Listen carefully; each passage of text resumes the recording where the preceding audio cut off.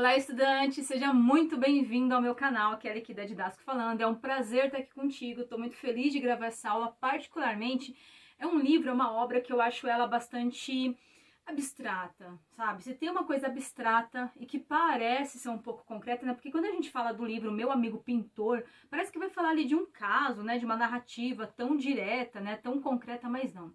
A gente está aqui com um dos temas mais abstratos da literatura contemporânea, tá? Lembrando que esse livro ele é contemporâneo. Bom, prepara papel e caneta na mão, já dá uma curtida nesse vídeo que eu tenho certeza que você vai gostar dele, ó, promessa, hein?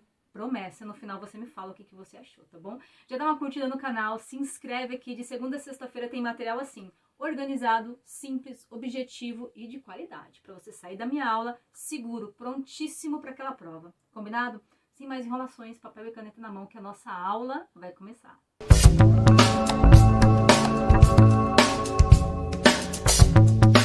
A obra do dia é da escritora contemporânea, inclusive eu tô gravando esse vídeo aqui em dezembro de 2023 e ela ainda é viva, tá? A Lígia Bojunga.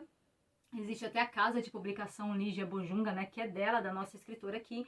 É uma das, digamos, das escritoras contemporâneas aí mais importantes, tá? Esse livro, pessoal, O Meu Amigo Pintor, antes ele tinha um outro nome, tá? Era 7 Contos e 2 Cartas. O nome antigo dele era esse, então se você viu isso daí ficou confuso, é o nome antigo e agora o nome atual é O Meu Amigo Pintor. Essa obra, ela é uma obra infanto-juvenil. Neste ano que eu estou falando aqui contigo, que eu estou preparando esta aula aqui para você com maior cuidado, com maior capricho, ela está sendo tema aí da UERJ, Universidade Estadual do Rio de Janeiro, tá? Então já dá para entender que a obra é boa, né? Que ela é super importante aí no cenário da literatura. Primeira parte da nossa aula, se liga só, a gente vai falar um pouco sobre a literatura, qual que é o ano de publicação, qual que é o estilo literário, qual que é o estilo de narrativa, sobre essa parte de literatura que a Pro gosta de colocar lá, tá? Foco narrativo, essa é a primeira parte da aula. A segunda parte da aula eu vou vir com a narrativa, um enredo, né, digamos, os personagens, o que fala essa história, Pro, tá bom?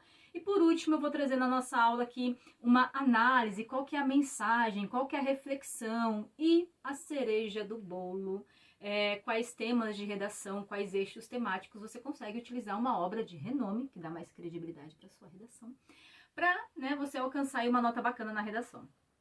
Combinado? Então, vem aqui, ó, comece anotando aí a primeira parte da aula, tá?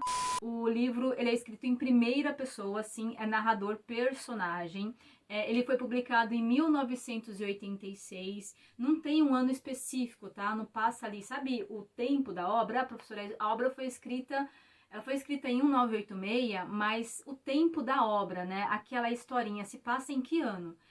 Não tem uma data específica, mas como ela fala de um fato histórico que é a ditadura militar, e a ditadura militar foi de 64 a 85, então entenda aí que foi entre o ano de 64 e 85, porque dentro do livro, dentro da obra, não especifica o ano, tá? Olha só, isso daqui é uma narrativa em diário. É isso aí mesmo. Pro, qual que é o estilo do texto? Uma narrativa diário. Você percebe que os capítulos, eles são divididos em dias, tá? Ela coloca lá segunda, terça. Detalhe, não há uma linha organizadinha, tá? Às vezes ela faz um espaçamento, às vezes ela pula de uma terça para uma quinta, por exemplo, tá bom? Te falei também, né, que como a Lígia ela é viva, esse livro aí é de 1986, o ano de publicação dele, então ele faz parte do estilo de época contemporânea, a nossa literatura contemporânea, tá bom? Ah, detalhe, o espaço, né? Qual que é o local que aparece nessa obra? É de Serra, Rio de Janeiro, tá? Embora a nossa autora, ela seja de Pelotas, Rio Grande do Sul, seja uma gaúcha, o local ali, o espaço onde a obra se passa é Rio de Janeiro. É uma narrativa bem curta, pessoal. Se você pegar para ler esse livro aí, uma leitura muito bacana, muito boa, que você vai ver que você vai conseguir ler curtinho, tá? Bom, agora sim, te falei um pouquinho sobre a parte literária, agora vem aqui para nossa historinha, para o nosso enredo, tá? Se liga aí, ó. Te falei que era um conto infanto-juvenil, né? Uma narrativa infanto-juvenil. Show? O personagem principal é o Cláudio, ele tem 11 anos de idade, ele tem um amigo, o amigo dele é um vizinho, né? Ele mora no andar de cima de um apartamento e o amigo mora no andar de baixo. Esse amigo é muito mais velho do que o Cláudio. Não aparece o nome do amigo, tá?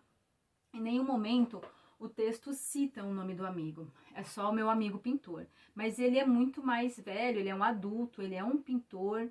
E olha, por mais que de repente a gente comece a ler o livro, a gente fala, nossa, mas eu imaginava que o Cláudio, esse garotinho de 11 anos, tivesse os amiguinhos da idade dele, mas você percebe que esse garoto, ele tem digamos, uma inteligência emocional, ele tem uma maturidade. Sabe quando você tem um amigo mais velho? Sabe, ou aconteceu isso lá na infância, na adolescência, ou agora na vida adulta, sei lá, você tem um amigo que tem 30, 20 anos a mais do que você, e a conversa, o diálogo, ele flui tranquilamente, parece que vocês têm a mesma linha de maturidade, assim, a mesma linha de raciocínio, é isso aí. Por mais que a gente ache estranho no começo, mas aos poucos você vê que eles se dão muito bem, tá?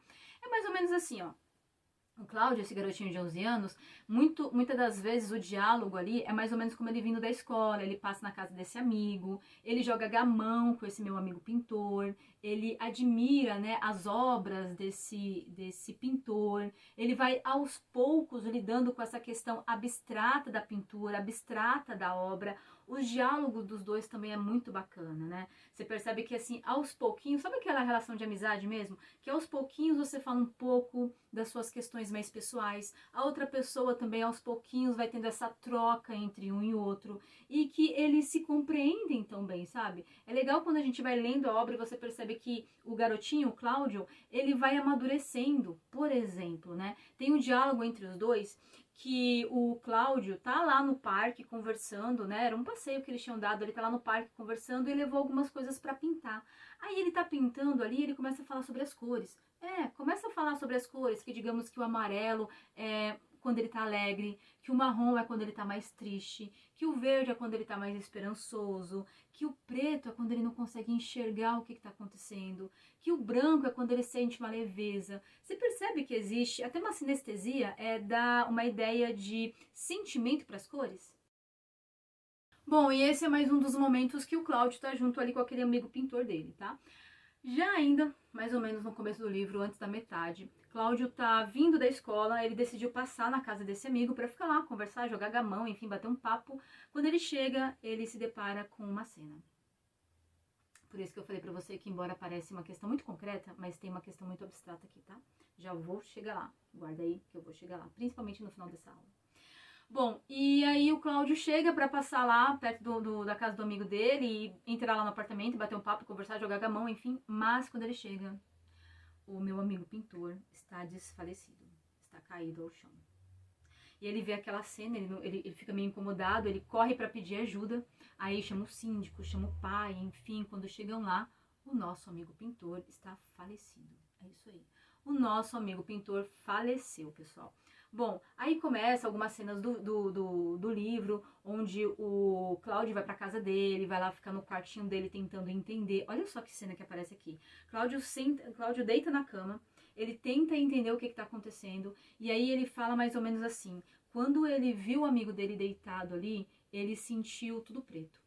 E aí ele foi pro quarto, agora ele tenta sentir como é que ele tá, e ele não consegue se enxergar, parece que dentro dele tá tudo escuro. Você entendeu aqui a relação de sentimento com cor? Essa ideia de estar tudo preto, tudo perdido, de que ele não consegue ver os sentimentos, de que ele não consegue enxergar nada, transpareceu isso pra cor. Bom, aí segura aí. Aparece também uns momentos assim que ele ouve, tá? Até aqui a gente não sabe ainda o que aconteceu com o meu amigo pintor, o que aconteceu com a morte dele, qual a causa da morte. Aí ele tá lá dentro do quarto dele viajando ali, ele escuta o síndico que fala muito alto. Ele fala que é um cochichão, né? Sabe aquela pessoa que tem uma voz muito estridente, muito alta, né? Muito grave.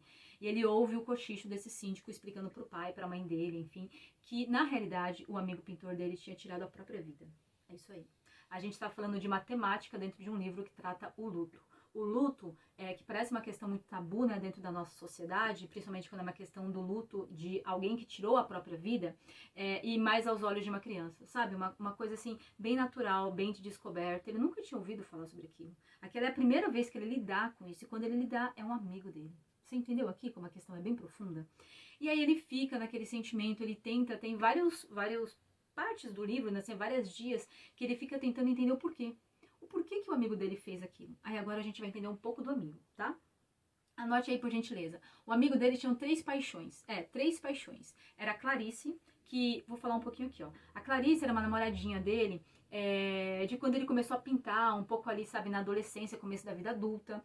E aí, o que aconteceu? Tá na ditadura e ele é um artista. E dentro dessa arte dele, ele denunciava também muito sentimento, muita denúncia social. A arte dele era meio subversiva, sabe? Quando a arte, a música, ela denuncia algo, ela critica algo. E quando ele foi, né, fazer essas obras aí, ele foi denunciado. A gente sabe que durante o período da ditadura não havia, digamos aí, liberdade de expressão, né? E ele foi preso, ele foi recluso, né? Enfim.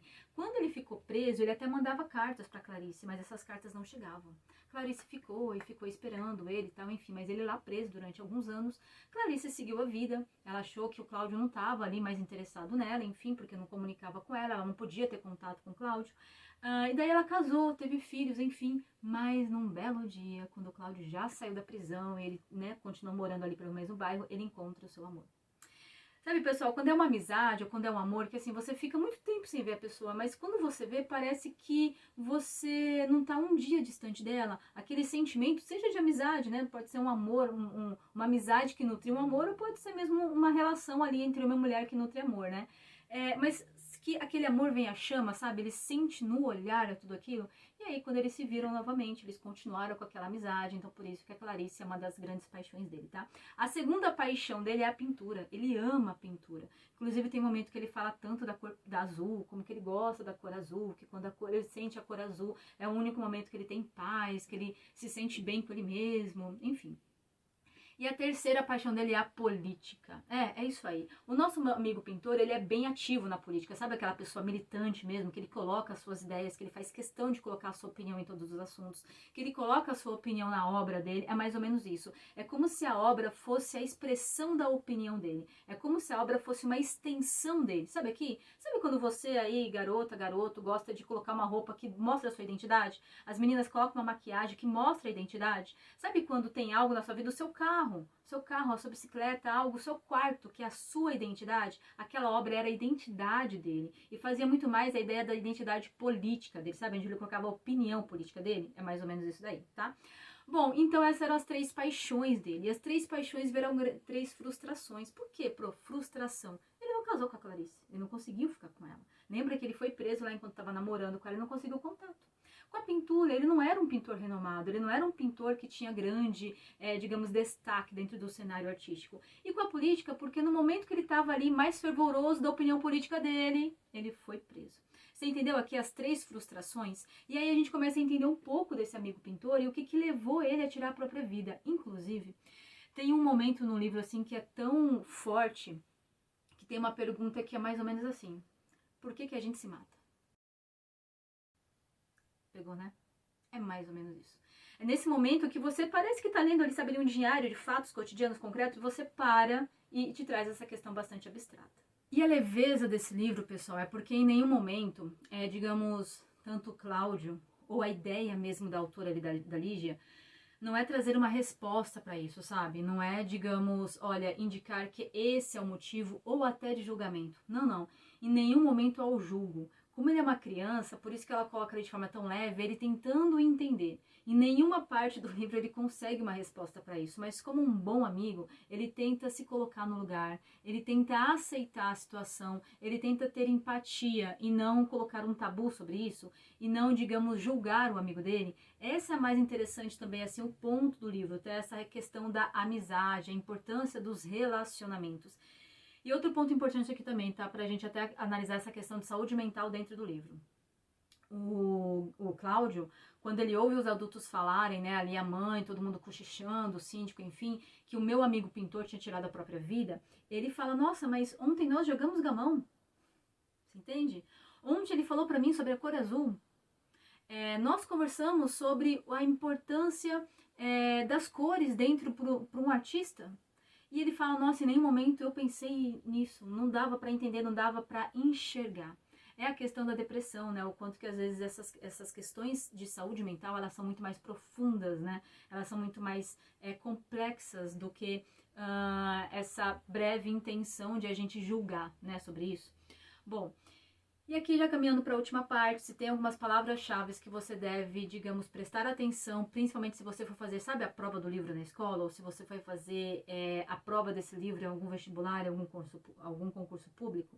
Se liga aí, tem bastante digressão. O que é digressão? Quando ele volta no raciocínio, tá? Percebe que como é diário, por mais que ele tente fazer uma contagem do dia a dia, né? Falar ali uma ordem, né? Dos assuntos, das narrativas, é como um diálogo. Sabe quando você tá conversando com alguém e às vezes você fala de uma coisa que aconteceu à tarde, aí você volta pra manhã, aí você pula pra noite, aí você esqueceu de algo que aconteceu de manhã. Então há digressão, que é essa ideia de flashback, não é nada linear, tá bom?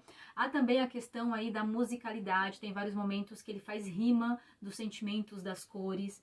Há também a questão da frustração, né? As 3 frustrações do Cláudio. Percebe que quando ele vai buscar respostas, ele até nunca encontra. E também é uma questão muito analítica, né? Do quanto havia uma frustração com a vida pessoal dele, com esse relacionamento que ele não conseguiu concretizar, que foi ali, digamos, interrompido, né?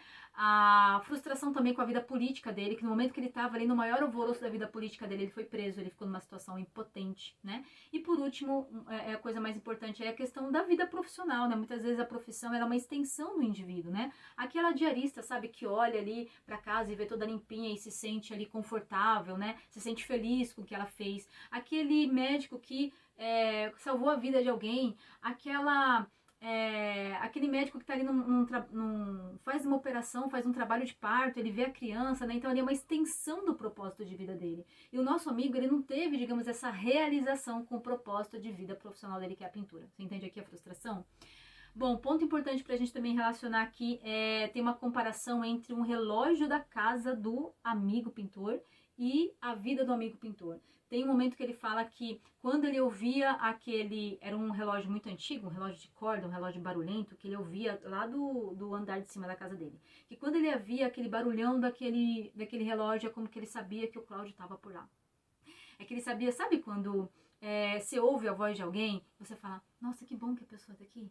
Sabe? A presença da pessoa já te traz um pouco de agrado, de felicidade, e que quando o Cláudio partiu, aquele relógio nunca mais fez barulho, aquele relógio parou.